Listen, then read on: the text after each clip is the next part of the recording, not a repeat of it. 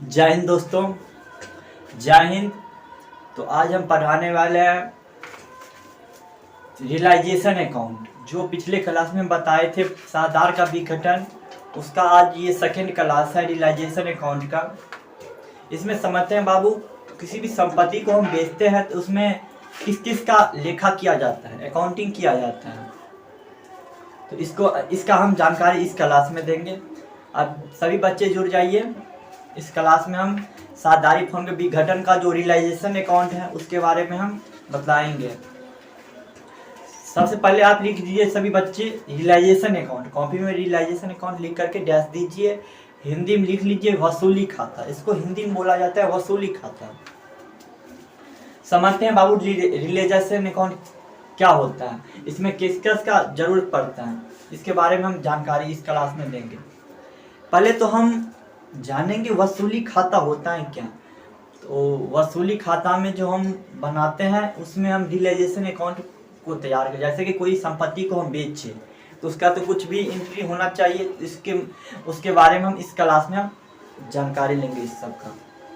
पहले हम समझते हैं क्या लिखा हुआ है। साधार का विघटन तो पिछले क्लास में बताए थे कि संपत्तियों को जो हम बेच के कोई भी कारण बस उसको जो बंद कर देते व्यवसाय को, उसी को बोलते हैं विघटन। विघटन का मतलब होता है बंद करना। कोई भी बिजनेस को हम ओपन किए थे किसी कारणवश, यानी किसी कारणवश हम उसको बंद कर दिए, उसी को बोलते हैं विघटन। इस क्लास में हम समझते हैं साधारण फर्म के विघटन के समय की जाने वाली लेखांकन समायोजन क्या होता है। समायोजन का मतलब एडजस्टमेंट होता है।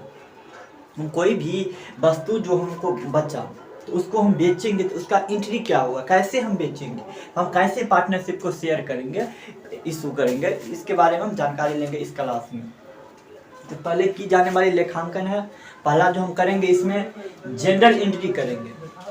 सबसे पहले हम इस क्लास में करेंगे जनरल एंट्री। अगर हम समायोजन करते हैं, किसी भी पार्टनर को लिए रहते हैं, उसको हम देते हैं बेच करके, तो उसका जो हम बेचेंगे उस प्रोडक्ट को जाए जो संपत्ति बचा हो उसको जो हम बेचेंगे उस सब का एंट्री करेंगे। तो सबसे पहले हम जनरल एंट्री करेंगे, उसको बोलते हैं हिंदी में रोजनामचा। क्या लिखा हुआ पहले देखिए, जनरल एंट्री, जिसको हिंदी में बोलता है रोजनामचा। पहला बार हम फर्स्ट में ये करेंगे। सेकेंड में किया जाता है रियलाइजेशन अकाउंट। रियलाइजेशन अकाउंट तैयार करेंगे और इसको हिंदी में बोला जाता है वसूली खाता। तीसरा जो हम काम करेंगे वो होगा, उस काम का नाम है पार्टनर कैपिटल अकाउंट। जो तीसरा जो हम काम करेंगे इसमें, इस खाते में रियलाइजेशन अकाउंट में, तो तीसरा काम होगा पार्टनर कैपिटल अकाउंट, माने कि साझेदार के पूंजी खाता। और चौथा जो हम काम करेंगे उसका नाम है साझेदार का चालू खाता। इसको इंग्लिश में बोला जाता है partnership current account. English Hindi दोनों लिख लीजिएगा आप सभी बच्चे। पार्टनर करेंट अकाउंट, उसके बाद हिंदी में लिखा है साझेदार के चालू खाता। उसके बाद पांचवा है पार्टनर लोन अकाउंट। पांचवा है पार्टनर लोन अकाउंट, हिंदी में बोला है साझेदार का ऋण खाता। पांचवा जो है बाबू बनाएंगे साझेदार के ऋण खाता बनाएंगे। छठा जो है कैश एंड बैंक अकाउंट, माने कि कैश और बैंक अकाउंट दोनों बनाएंगे। इसको हिंदी में बोला जाता है रोकर और बैंक अकाउंट, ये दोनों हम इस खाते में तैयार करेंगे। छह कॉलम बनाना होगा, माने कि ये छह तरह से हम इसको बेच सकते हैं।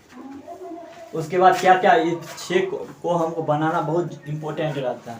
उसके बाद है साझेदारी फर्म के विघटन के समय निम्न तरह से रोजनामचा की जाती है।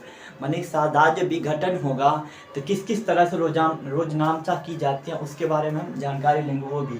तो हम समझते हैं कैसे जानकारी लेंगे। सभी संपत्तियों को कैश और बैंक को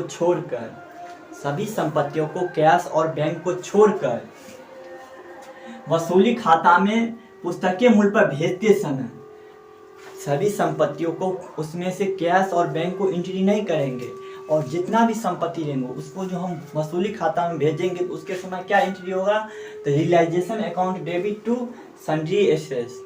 माने कि उस समय जो एंट्री होगा, हम संपत्तियों को भेजेंगे कहीं तो उस समय जो एंट्री होगा, खाली एक बात ध्यान रखना, उसमें कैश और बैंक नहीं रहना चाहिए। और हम जो किसी को देंगे, ट्रांसपोर्ट करेंगे, चाहे भेजेंगे, तो उस समय क्या एंट्री होगा, realisation account debit to sundry assets account. इसका नरेशन होता है entry in the realisation account into bank, realisation account to sundry assets. Sundry assets का मतलब समझते हैं, सन्ड्री एसेट्स होता है क्या। रियलाइजेशन को तो मतलब समझ गया, वसूली खाता। सन्ड्री एसेट्स का मतलब बहुत बच्चे के मन में डाउट आता होगा कि सर सन्ड्री एसेट्स का मतलब नहीं समझा, तो समझते हैं सभी बच्चे। सन्ड्री एसेट्स का मतलब ये होता है विविध लेनदार, माने कि विविध जो संपत्ति होते हैं।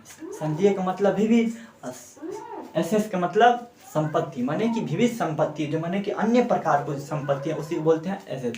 जैसे कि यहाँ पे 10 बच्चे हैं, ठीक है, 10 बच्चे को हमको नाम लेने में थोड़ा थोड़ा टाइम लग जाएगा। तुम इधर आओ, तुम इधर आओ, तुम, तो 10 बच्चे को नाम लेने में हमको 10 बार बोलना पड़ेगा। तो उसका एक नाम क्या बोले, सभी बच्चे आ जाओ, माने कि सभी बच्चे का जो हम एक नाम ले लिए, सभी बच्चे, तो वही बोलना एक नाम हुआ, तो उसी का नाम। वैसे ही सन्ड्री एसेट्स में मतलब बहुत तरह का संपत्ति होता है, लैंड एंड बिल्डिंग, मशीनरी, अनेक प्रकार का संपत्ति होता है। ये सब का एक नाम क्या दे दिए, सन्ड्री एसेट्स। ये सब के बाबू को समझ में आया? नहीं समझ में आता हो तो बोलिएगा। अब समझते हैं बाबू, आप समझते हैं किसी संपत्तियों को जो हम बेचेंगे उसका एंट्री क्या होगा, उसका जनरल एंट्री क्या होगा, समझते हैं। क्या लिखा हो, संपत्ति को बेचते समय, संपत्ति को जो बेचते समय उसका एंट्री क्या होगा। नगद में बेचते समय, अगर हम किसी संपत्तियों को हम नगद में बेचते हैं, नगद में जब ये बेचेंगे तो मेरे पास क्या आएगा, कैश आएगा और वस्तु चला जाएगा। तो उस समय जो हम एंट्री लिखेंगे, तो उस समय जो लिखेंगे cash account debit to realisation account.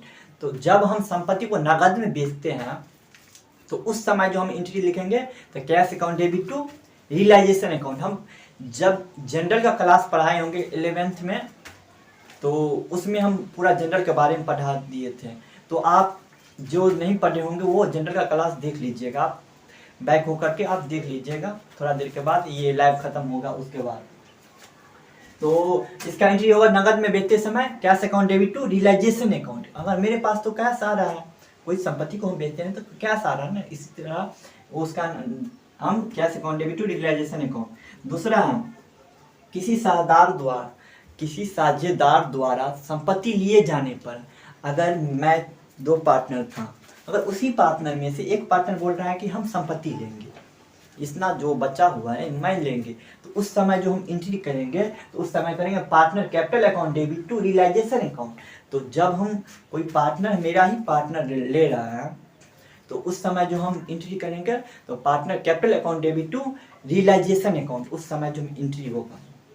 उसके बाद किसी दायित्व के भुगतान में संपत्ति दिए जाने पर, अगर किसी दायित्व है, कोई भी दायित्व है, उसके समय हम संपत्ति दे दिए, उसके बाद हम संपत्ति दे दिए, तो क्या एंट्री होगा, तो नो एंट्री होगा। किसी दायित्व के समय, भुगतान के समय हम जो एंट्री करेंगे नो एंट्री, माने कि एंट्री नहीं, क्या बोल रहा है, किसी दायित्व के भुगतान की संपत्ति को दिए जाने पर, किसी दायित्व जो लिए थे, किसी व्यक्ति से हम दायित्व लिए थे, कर्जा लिए थे, तो उस समय तो हम किसी को दे दिए, पेमेंट कर दिए, तो उस समय का हम एंट्री, जैसे कि हम आपसे 50 रुपया लिए रहेंगे कर्जा, हम कभी काल आपको कभी दे दिए, जैसे कि हम परसों लिए थे आपसे 50 रुपया और कल हम आपको रिटर्न कर दिए, तो आज हम आप हमसे मांग सकते हैं आज, यस या नो, सो हमको बोलिए 50 रुपया आप आज हमको मांग सकते हैं, क्योंकि हम तो आपको कल दे दिए, तो इसलिए ये भी वही हुआ, हम आपको दे दिए हैं, तो उसके बाद तो हमको कुछ अब चाहिए नहीं आपसे, यही होता है।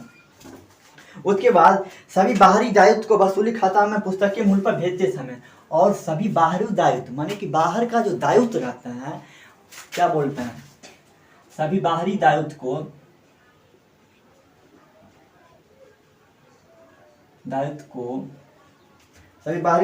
वसूली खाता में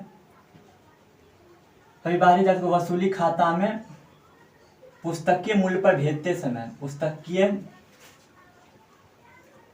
भेजते समय, अगर सब बाहरी दायित्व है, बाहर का मतलब ये जो बाहर का खर्चा है, तो उस सब का जो दायित्व को हम जो पुस्तकीय मूल्य पर बेचेंगे, तो उस समय क्या होगा, outstanding liability account debit to realisation account. उस समय जो होगा, हम बाहरी दायित्व का मतलब होता है जो बाहर का जो खर्च रहता है उसी को होता है आउट लायबिलिटी, तो उस समय जो हम एंट्री करेंगे out liability account debit to realisation account. Entry लिखेंगे being narration being outstanding into realisation and expense. माने ये जो है मेरा तो खर्चा हुआ, इसलिए हम आउटस्टैंडिंग इसको बोलते हैं। आउटस्टैंडिंग का मतलब जो बाहरी खर्चा होता है उसी को बोलते हैं आउटस्टैंडिंग। और समझते हैं, अगला समझते हैं बाहर दायित्व का भुगतान करते समय। और बाहर को दायित्व का हम भुगतान करेंगे, वो कैसे करेंगे? तो बाहर का दायित्व जो होगा तो उसको भी तो हमको पेमेंट करना होगा। तो उस समय हम जो करेंगे एंट्री, तो बाहरी दायित्व को भुगतान करते समय, भुगतान जब बाहरी दायित्व को भुगतान करेंगे उस समय होगा realisation account debit to cash account. उस समय जो एंट्री होगा realisation account debit to cash account, किसी साझेदार द्वारा दायित्व का भुगतान किए जाने पर। और जो अगला है किसी साझेदार द्वारा दायित्व का भुगतान करने पर, माने कि ये मैं नहीं कर रहा, मेरा पार्टनर जो था वो दायित्व का भुगतान कर रहा है। तो उस समय क्या होगा entry realisation account debit to partner capital account. इस साझेदार द्वारा दायित्व का भुगतान करने पर, साझेदार द्वारा दायित्व का भुगतान करने पर क्या होगा realisation account debit to partner capital account. Realisation account debit to partner capital account. इसका नरेशन होगा being entry in the realisation into partner capital account अब्लिक पार्टनर करेंट अकाउंट। ये जो होगा किसी साझेदार जो है वो दायित्व का भुगतान कर रहे थे, तो उस समय जो एंट्री होगा तो realisation account debit to partner capital या पार्टनर करेंट अकाउंट ये होगा। और दायित्व का भुगतान करते समय नो एंट्री होगा। दायित्व का भुगतान करते समय नो एंट्री, दायित्व का भुगतान करते समय नो एंट्री, क्योंकि उसका तो हम पेमेंट कर दिए हैं, इसीलिए दायित्व का भुगतान करते समय नो एंट्री होगा। और लिखित दायित्व का भुगतान किए जाने पर, और अलिखित माने कि कुछ ऐसा लायबिलिटी था जिसको हम अपने डायरी पर नोट नहीं किए थे, तो उसको भी पेमेंट हमको करना होगा कि नहीं करना होगा। तो उसकी बोलते हैं अलिखित दायित्व। अलिखित दायित्व का भुगतान करने समय अलिखित दायित्व का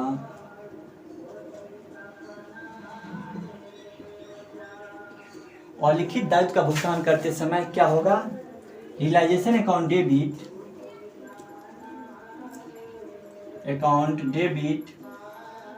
टू कैश अकाउंट। अलिखित दायित्व का मतलब ये होता है कि हम जो दायित्व लिए थे उसका हम नोट नहीं किए थे अपने डायरी में, तो इसीलिए बोलते हैं अलिखित। तो इसको हमको पेमेंट करना होगा, इसी को बोलते हैं realisation account debit to cash account. अगला है वसूली वे के लिए। अगर वसूली वे के लिए माने कि वसूली का मतलब एक्सपेंस, वसूली एक्सपेंस के लिए जो हम एंट्री करेंगे तो उसका एंट्री का कैसे हम करेंगे, क्या बोल रहे हैं? नगद में भुगतान किए जाने पर, अगर नगद में हम भुगतान करते हैं, पेमेंट करते हैं, तो उस समय एंट्री होगा realisation account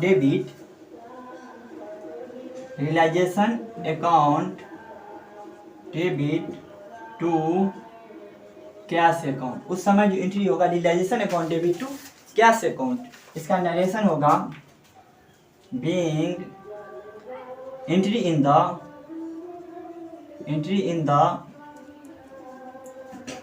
realisation account into cash. जय हिंद। तो आज का क्लास यहीं समाप्त होता है।